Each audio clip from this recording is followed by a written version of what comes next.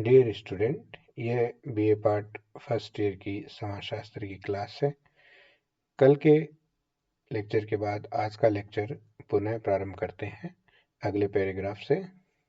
वैज्ञानिक और प्रौद्योगिकीय प्रगतियों ने पारंपरिक ग्रामीण कृषक समाज को आधुनिक शहरी औद्योगिक समाज में परिवर्तित करने की ओर अग्रसर किया।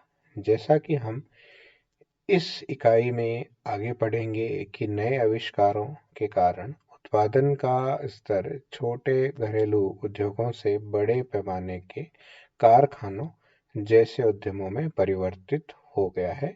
इस प्रकार के विकास के साथ ही व्यापक सामाजिक, आर्थिक और राजनीतिक परिवर्तन भी हुए, जिनका गहरा असर प्रमुख राजनीतिक क्रांतियों सहित पश्चिमी यूरोपीय समाजों पर पड़ा। हालांकि ये व्यापक परिवर्तन न केवल औद्योगिकरण और आधुनिकीकरण के केंद्र रहे, अपितु इन्होंने एक विरोधाभासी स्थिति भी उत्पन्न की। विरोधाभासी इसलिए क्योंकि इसे आशावादी और निराशावादी दोनों ही रूपों में चिह्नित किया गया।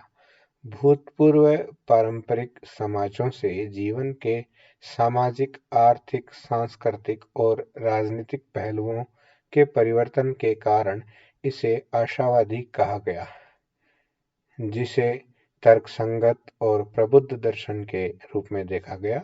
विशेष रूप से अंधकार युग में चर्च के शासन के संदर्भ में। फिर भी यह आधुनिक समाज, जिसने मानवीय सृजनशीलता और तर्कसंगतता को बढ़ावा दिया, वह अव्यवस्था और अराजकता की सतत स्थिति में था, क्योंकि पहले की स्थिर क्रमों को नए द्वारा प्रतिस्थापित किया जा रहा था। समाजशास्त्र 19वीं शताब्दी के उत्तरार्ध में हो रहे इन बौद्धिक और भौतिक सामाजिक परिवर्तनों की पृष्ठभूमि में एक विशिष्ट अनुशासन के रूप में उभरा। हम कुछ कारकों की चर्चा करेंगे जिसने समाजशास्त्र को एक शैक्षणिक विषय के रूप में उभरने में योगदान दिया। ज्ञानोदय का काल। ज्ञानोदय या तर्क का काल बौद्धिक विकास का काल था, जो 18वीं शताब्दी में यूरोप में दार्शनिक विचारों में महत्वपूर्ण परिवर्तन लाया। सामाजिक जीवन से संबंधित कई मौजूदा विचारों और मान्यताओं को परास्त किया और इस अवधि के दौरान विचार की नई धाराओं को प्रतिस्थापित किया। फ्रांसीसी दार्शनिक चार्ल्स मॉन्टेस्क्यू और जीन जैक्वेस रूसो नई ज्ञानोदय से जुड़े इस दौर के प्रसिद्ध विचारक थे। यह अवधि सामंती यूरोप के तत्कालीन दर्शनों से अलग एक मौलिक परिवर्तन को चिह्नित करती है। सामाजिक और नैतिक मान्यताओं को अब पवित्र रूप से में धर्म, वैधानिक और पुण्य नहीं माना जाता था। व्यक्ति विवेकशील और आलोचनात्मक बनता जा रहा था। शासन के युगों पुराने पवित्र अधिकार सिद्धांतों को छोड़ दें तो अब कुछ भी पवित्र नहीं माना जाता था। चर्च से लेकर राज्य और राज्य से लेकर शासन के प्राधिकरण तक अब कुछ भी त्रुटि रहित नहीं माना जाता था। इस प्रकार के विचारों की जड़ें इस धारणा के रूप में थी कि प्रकृति और समाज दोनों का अध्ययन अनुभव द्वारा भी किया जा सकता है, एवं मनुष्य अनिवार्य रूप से तर्कसंगत है, और इस तरह का समाज जो तर्कसंगत सिद्धांतों पर बना है, मनुष्य को उसकी अनंत क्षमताओं का एहसास दिलाएगा, जिसे औद्योगिक और वैज्ञानिक क्रांति के रूप में देखा गया था, जो उस अवधि के दौरान दृढ़ता से स्थापित हुई और फ्रांस और अमेरिकी क्रांति की साक्षी रही।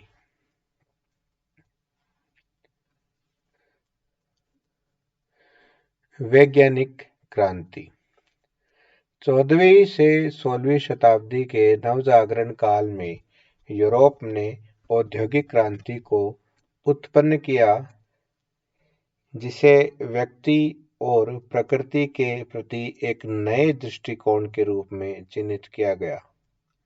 प्राकृतिक वस्तुएं गहन अवलोकन और प्रयोग का विषय बन गई। इस क्रांति का प्रभाव न केवल भौतिक जीवन को परिवर्तित करने, अपितु प्रकृति और समाज के बारे में लोगों द्वारा रखे जाने वाले विचारों को परिवर्तित करने में महत्वपूर्ण था।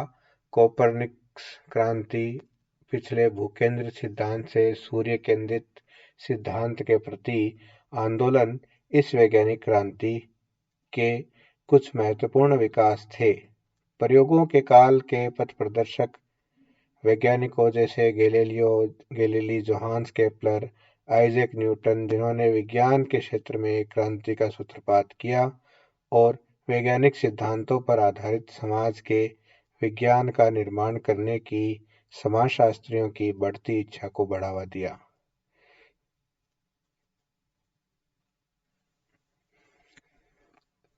आज के लिए इतना ही।